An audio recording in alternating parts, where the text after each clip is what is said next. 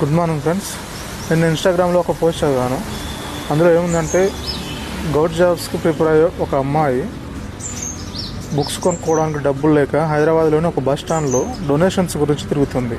అది చదివినప్పుడు నాకు అనిపించింది, ఆల్రెడీ గవర్నమెంట్ జాబ్స్ వచ్చిన వాళ్ళు వివిధ కారణాల వల్ల ప్రిపరేషన్ ఆపేసి ప్రైవేట్ జాబ్ చేసుకునే వాళ్ళ దగ్గర ఖాళీగా బుక్స్ ఉంటాయి, వాళ్ళు చదివిన బుక్స్ ఉంటాయి. అవి డొనేట్ చేస్తే ఇలాంటి పేదవాళ్ళకు ఉపయోగపడతాయి కదా.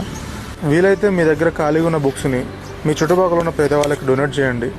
లేదా మీకు అంత టైం ఓపిక లేదనుకుంటే కింద డిస్క్రిప్షన్లో డొనేట్ బుక్స్ అనేది ఒక ఛానల్ ఉంది మన పేజీలో.